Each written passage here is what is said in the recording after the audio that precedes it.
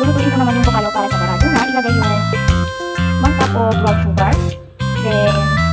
1/2 cup of muscovado sugar, then 4 cups of grated coconut,